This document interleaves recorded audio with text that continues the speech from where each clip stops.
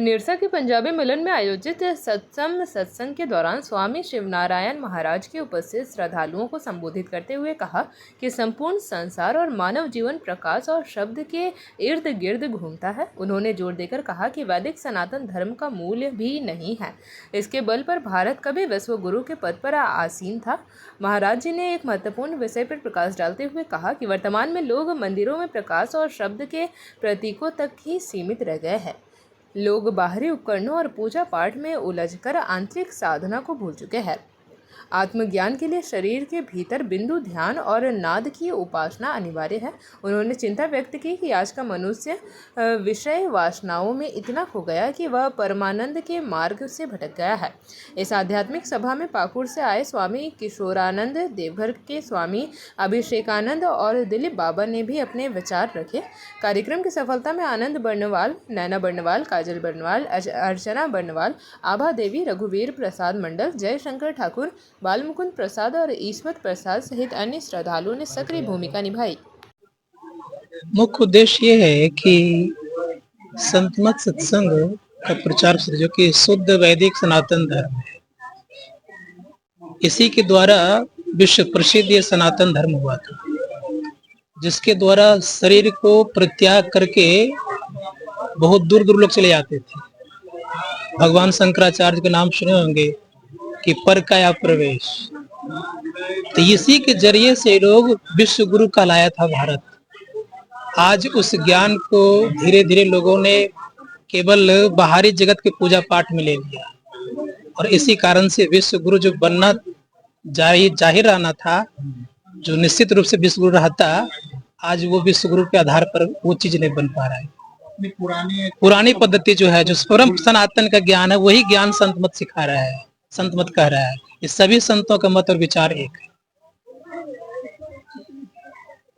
इसी का प्रचार प्रसार करने हेतु महर्षि में ही ध्यान योग आश्रम शीतल विहार धनबाद में एक आश्रम का निर्माण है और उसके कई और आश्रम धनबाद में है, जिसमें से क्या कहते हैं मुख्य रूप से वहां पर मैं रहता हूँ और वहीं से मैं लगभग भारत के लगभग बाकी प्रांतों में भी जाया करता हूँ। आज कोई भारतवर्ष में धर्मांतरण बहुत तेजी से बढ़ रहा है, इसमें क्या कुछ है? देखिए, धर्मांतरण बढ़ने का पीछे एक कारण ये है कि हमारे पीछे जो लोगों की स्थिति बनती है, जो हमें स्नेह प्यार देना चाहिए, सौहार्द देना चाहिए, अगर वैदिक धर्म अगर बना रहे तो धर्मांतरण कोई बात ही नहीं होगी। स्नेह प्यार छूटने के कारण, लोगों से अस्पृश्यता होने के कारण जो है लोग क्या कहते हैं दूरी बनाने लग जाते हैं। अगर एकता रहे, प्रेम बना रहे, लोगों को सम्मान दिया जाए, धर्मांतरण नहीं होगा। लेकिन इसके कारण ही धर्मांतरण हो रहा है कि लोग क्या करते हैं, एक दूसरे से घृणा करता है, एक दूसरे को लोग स्नेह नहीं देता है, प्यार नहीं देता है, लोगों को जो सद्भाव मिलना चाहिए वो नहीं मिलता है, आदर नहीं मिलता है, तो लोग दूरी बना लेता है। जहाँ आदर मिलता है, सत्कार मिलता है, प्रेम मिलता है, प्यार मिलता है, वहां लोग जाता है। लोभ का लालच भी, हाँ, कुछ जैसे आप बात रहेगी, लोभ का लालच देने वाले कुछ ही ऐसी मिशनरियां हैं जो कि ऐसा काम करते हैं, बाकी तो और ऐसा करता नहीं। अब लोभ के लालच में पड़ने पर परिणाम क्या होता है, लोग चले जाते हैं, लेकिन बाद में उनका देखिए क्या हर्ष होता है, क्या स्थिति बनती है, वो सबको पता है। भारत को क्या आपको लगता है कि पुनः विश्व गुरु के स्थान पर? हाँ, जब एकता और सद्भावना की स्थिति आएगी तो पुनः भारत एक बार फिर विश्व गुरु के कगार पर पहुंचेगा, इसमें कोई संदेह नहीं। ये कब तक कुछ है, समय सीमा तय है? जिस दिन एकता सबकी एक हो जाएगी, सद्भावना एक हो जाएगी, उस दिन विश्व गुरु बन जाएगा आपका भारत। हम लोग तो, हमारी संस्कृति तो सदैव कहती है वसुधैव कुटुंबकम। एक बात मैं यहाँ पर कहना चाहूंगा, बड़ा सुंदर शब्द आपने प्रश्न किया है।